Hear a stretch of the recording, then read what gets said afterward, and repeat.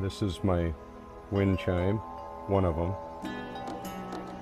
And that's what wind chimes do. They hang vertically, not sideways, not upside down. I'm going to flip this around and show you a little bit. The Truth Mobile. Ultimately, I believe Jesus Christ is the way, the truth, and the life. The living word, the living water, the great I am. The Alpha and Omega, knowing the end from the beginning. And here's the Truth Mobile. I'm getting ready to go on out to the beach, and I thought I would maximize my drive time by breaking down some reality concepts. Right here there's some divots in there. That's broken away because I had my water jug sitting in there, and the focal point popped the concrete out. And this is what water does. It goes up and down. It's not raining right now. I'm just going to fill up my bird bath so the mockingbirds want to keep on coming around to my neighborhood. Not just my neighborhood, but to my home in particular. They're beautiful. This is what water does. Waterfalls, rainfalls, snowfalls. So there's truth and reality, and then there's a whole lot of everything else. Here's another wind chime. Once again, hanging vertical. You can see that, hopefully. And is it a wind chime? Well, yeah, and a water chime too.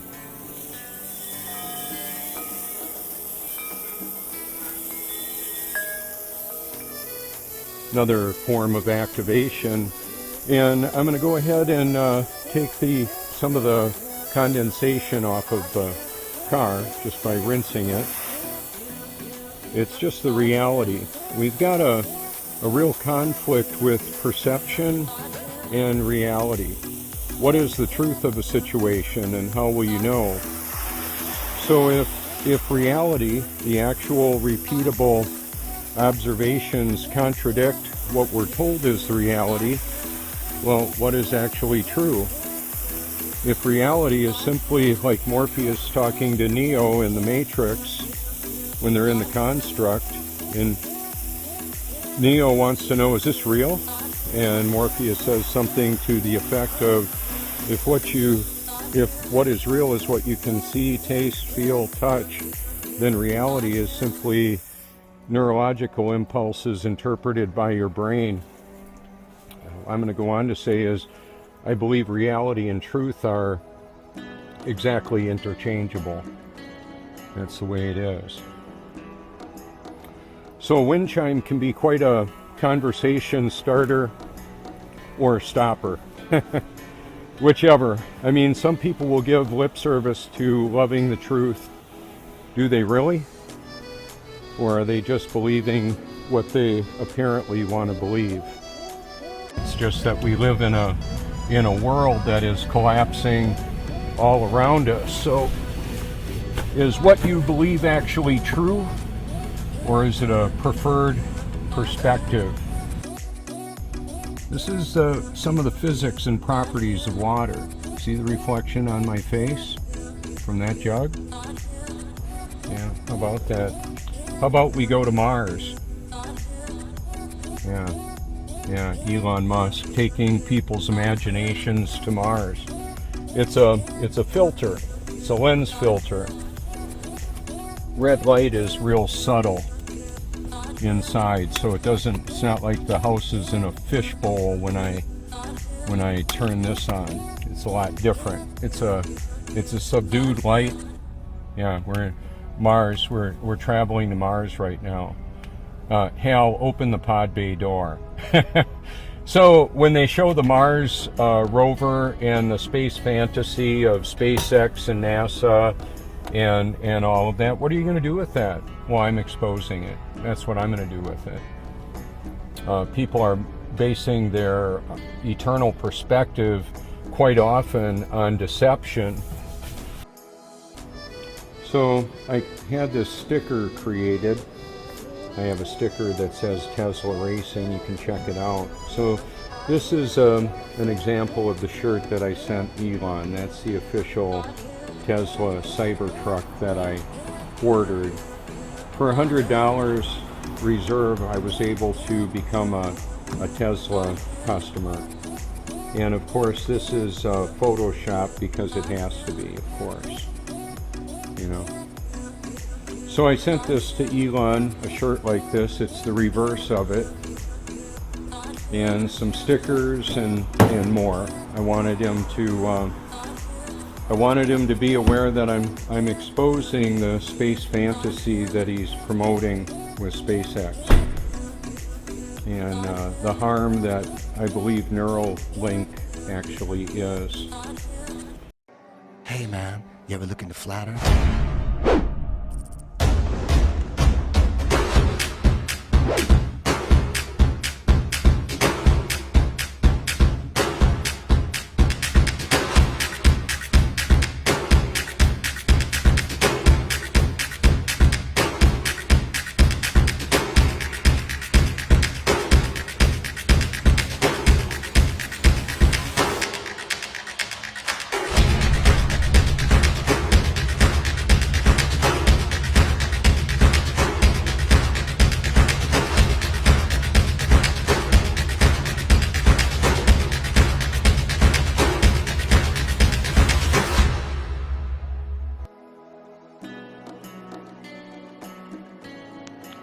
I'm going to try to hurry through some of these. So I've got these certain parts set on 3 times speed. And really what I want to show is you know, how your perspective of the sun will always seem to change due to visibility. Now we know when there's a lot of mirroring occurring, this mirroring effect really causes a lot of optical effects, and this mirroring can start out close or it can start out far off in the distance. On this particular one, it's probably one of the best mirroring videos I got. I've probably got some other ones that are pretty close to this, but this was pretty good, and it was easier for me to find, so I used it. But you know, again, you see the streak of its light coming all the way flat across the water. No bendy water there. Maybe some rough area right there where you see the rough water. You know, maybe it's this current running through there real fast. I know there's a deep little channel coming off here to the right. But here I slow it down because I really want you to capture how this mirroring really starts pulling up out in front of these channel markers. And how it rises on up there. You know, meets the sun or the reflection. You know, I'm not sure if we're seeing a reflection of an energy source or if this is actually a solid object that, you know, they can measure the heat of and get real close to it with their satellites without melting. Or, you know, getting destroyed by the radiation that's coming off of it, or a solar you know, wave coming off of it. You know, how they can keep Soho up there without it you know, getting destroyed by a solar wind, or, you know, one of these solar flares that come off of it that they show us in their, you know, CGI videos. Again, I'm going to speed it back up.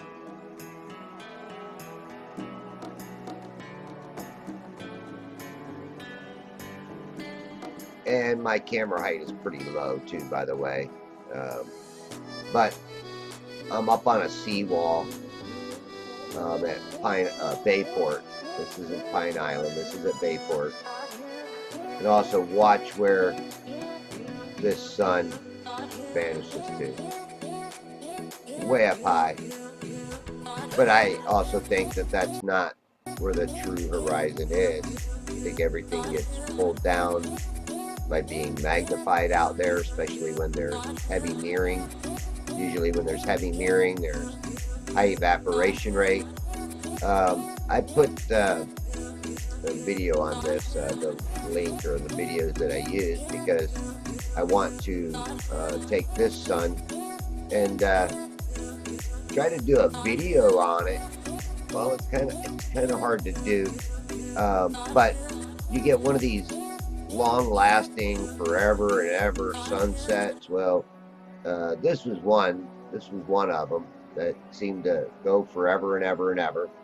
And again, this first part I got it on 3 times the speed.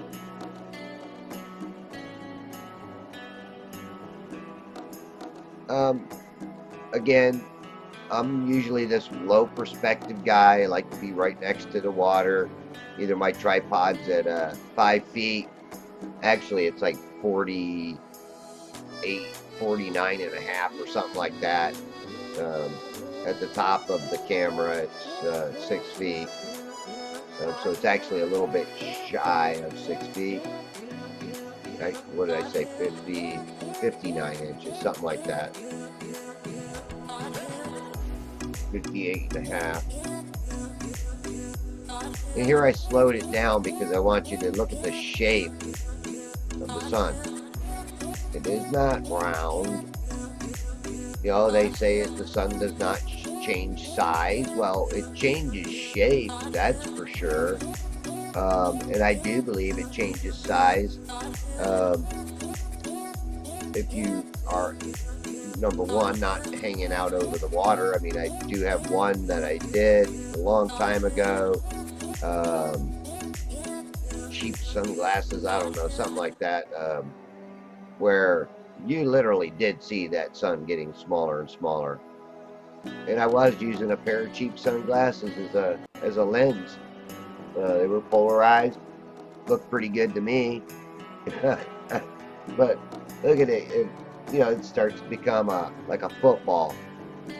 And if you think about you know, Raleigh's criterion in the first one, that is probably happening, but we're not actually seeing it. It's like God's little magic show that he does for us. I mean, you know, science gets their hands on it, and they seem to want to destroy everything. Now, here I sped it back up. Again, I didn't want to have to, you know, make this video 2 hours long on some of these sunsets. Actually, they're not sunsets, they're departures. It's like 2 parallel lines going. Now, if you have a light on the parallel lines and you run it down that parallel line, eventually you're going to get to where they converge. And when you go past that convergence, even though you're still the same distance from that bottom line, I can't see past the convergence. So all I would get is this light in the sky. And yeah, usually on these really cool sun departures, my visibility is absolutely wonderful. But again, it's not showing me the true horizon. You think that's where the water's at. Just, you know, just beyond this bird rack. Now I contend that the actual horizon is above it, or just above it. And on the next one here, or not this one. Did I forget to put that one in there? I hope not.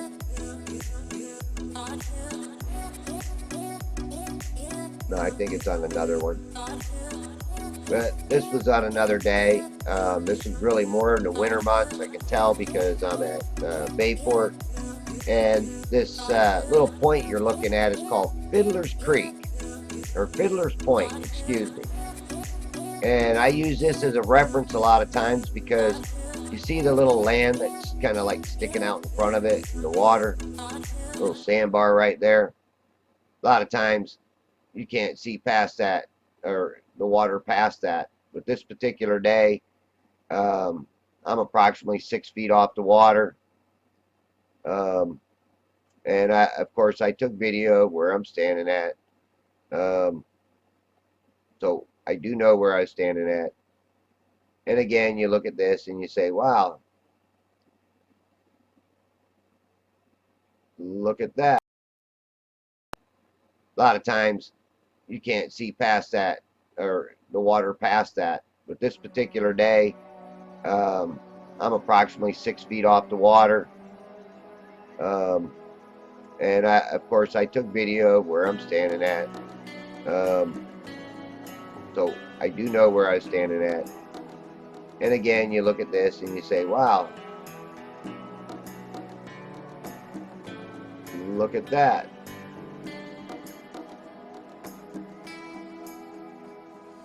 And again, I slowed this down to regular speed.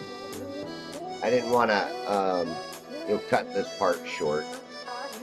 I just think that a lot of times when I'm watching these look pretty cool.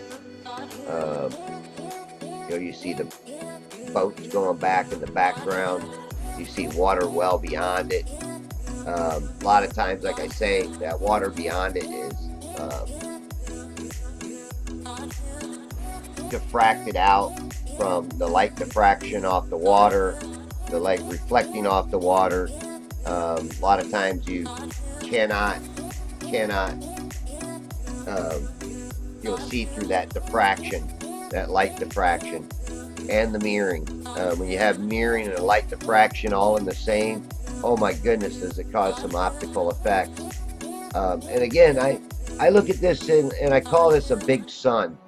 Now, a lot of times, a lot of people don't notice the different size of the sun, only because of the fact that most people are out there looking at it with their bare naked eyes. And when you look at the sun with your naked eyes, what are you seeing more? You're seeing more of that light than you are the actual sun itself. Now, I get a lot of requests saying, use a solar filter, use a solar filter. Well, solar filter doesn't get you past that line of convergence, no matter what. And here's the issue. Either your convergence is much further away, like this is, and again, that sun is huge because it's going through all of those clouds, that light, and it's getting magnified by all of that water that's in the air. Weather conditions play a big role in what we're looking at and how we see. I mean, right now, I don't know if you see that little glow still just under those clouds. Again, this was seemed like a long one. Seemed like it takes forever on some of these, and other ones they look like they drop like a rock. Boom, gone. I've got quite a collection that I've been setting up of just pure sun departures, and I got a few people that want to have me on their Discord, or do a live stream where I show some of these. I wanted to kind of show this. Look at the light you can still see coming underneath those clouds that are way off in the distance. Now, normally I don't hardly ever see this. And to the left, look at there. See the boat? That is a boat. Yes, it's a distorted boat, but that is a boat clearly on the water. Is it being cut off by curvature? No, because you see clearly beyond it. In the original video that I did, I tracked that after a while. Now, this is one of my videos from Flat Earth in Search of the True Horizon. So this is just a sun clip out of that. I made like 6 parts to that video. It didn't get viewed a whole lot, but if you go back and look at that in comparison to some of the other days I've got, oh my goodness, you can see the boats way out there, much farther than most of the time that I see them, and you'll see them up, higher than the other boats, which tells me again my eye level is higher due to perspective than the Bayport bird rack. And this is the one where I was talking about, and I'll explain why. Here's where I'm showing my cameras, showing their location. See, I'm real low. I'm at 28 inches and the water's not much lower over the seawall. I think I measured it in there, and I think I said it was like 18 inches. Plus you got a little lip of the wall there that I'm sunk down in, so it isn't even 18 inches.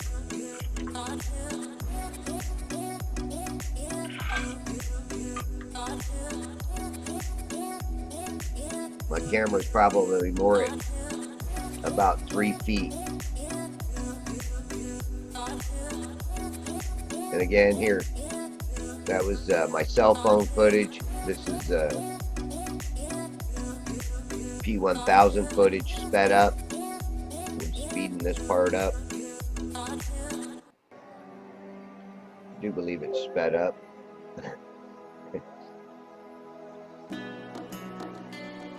Sometimes yeah.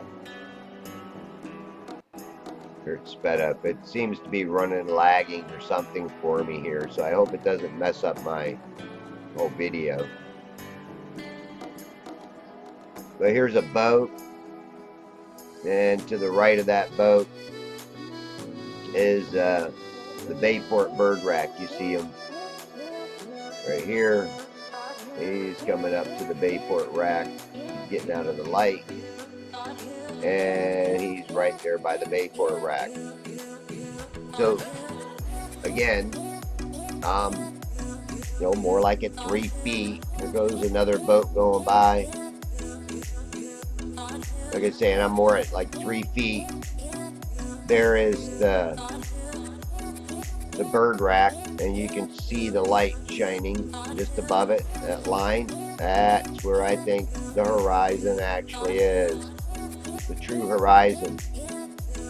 I think part of that is being mirrored,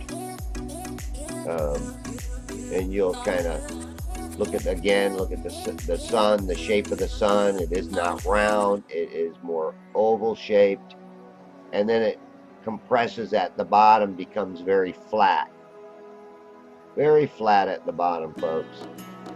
And again, here I'm going to zoom in, turn my light up, my compensation exposure, and show you that that's the Bayport rack. You see the rack, you see the little sign off to the right of it. That is the Bayport rack. Sun, horizon, look, it's there. This ain't the only video I got that shows water beyond this rack. I even got all the other racks, including cutters, rock, with where you can actually see some of the water beyond it. Again, this was another one of those slow sunsets, sun departures, the kind I like, because when I have these days of these, like I say, these funky sun departures, I have some of the best visibility you could ask for Florida. Florida is well known to have high humidity, very hard to get good video over the water unless, again, look at that, it looked like a pyramid there for a second, big wedge of cheese. No hot apple pie on this one, but again, look at the top of the rack. Like I said, I think part of this is mirroring or some kind of towering going on the horizon, but there is water beyond this. And I'll tell you why, because again, I got boats in it that don't look like their bottoms are missing, cut off.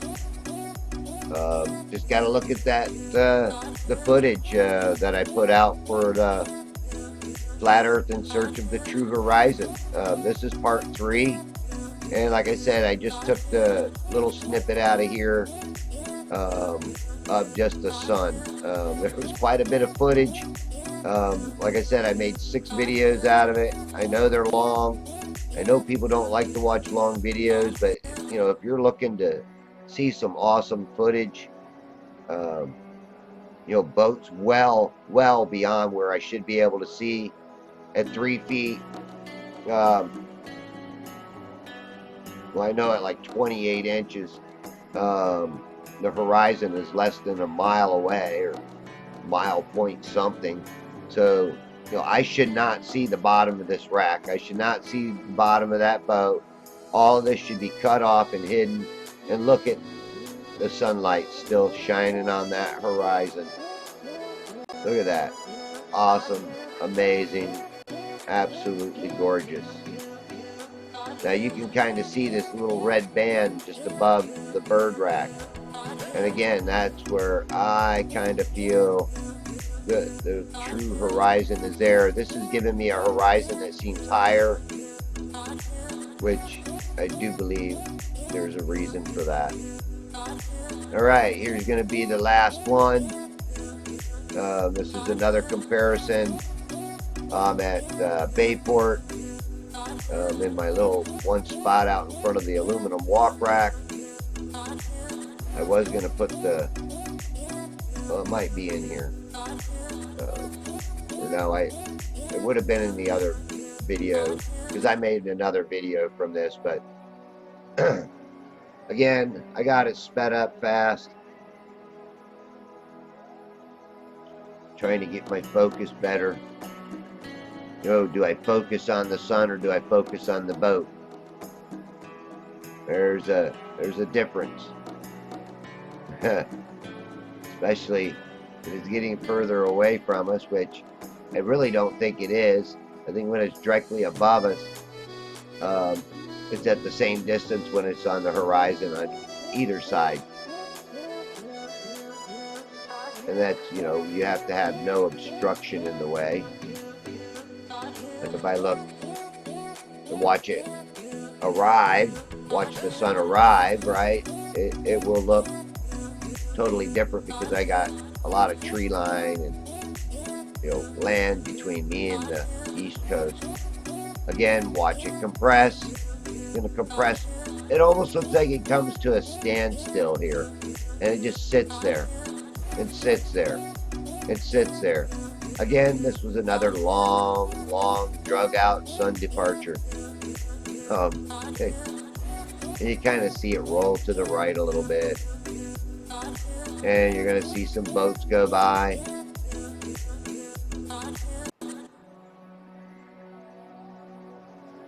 Again, these are, you know, just some videos that I wanted to share. I think they were worth sharing. Some people might not get nothing out of it. I learn a lot from these. Not only just the sun, but knowing where all these bird racks are, or beacon lights, whichever you want to call them. Knowing the area fairly well.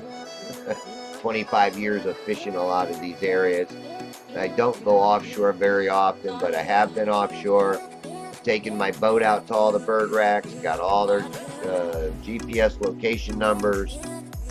For those that really wanted to seriously, you know, measure, do these measurements, there's their opportunity. And again, check this out. I am telling you, this was one wild Florida sun departure. Look at here what happened. I turned down the light, and you still got the sun. You got this little band underneath here doing the partial mirroring there. But it does, it looks like a Florida hot apple pie. Got a fork? Hang on, we'll need a knife because it's going to turn into a piece of cheese. One of the things I do like about this camera is I can turn my compensation exposure up and down while filming, so I can adjust my lighting accordingly.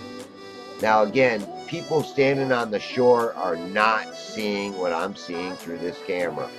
I am seeing, again, a chunk of cheese. Anybody? I like cheese. Sharp cheese. And it's getting sharp out there. Looks like the side of a coin. I always say that. What if the sun is turning away from us, or you know, flipping, like flipping away? You know, I'm seeing it not only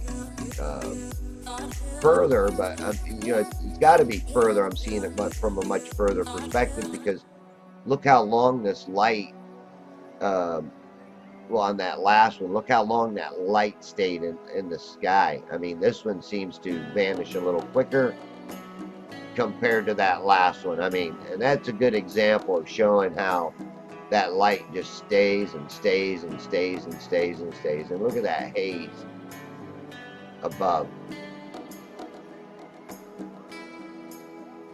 And look at there. But you can still see the haze. Again, all right.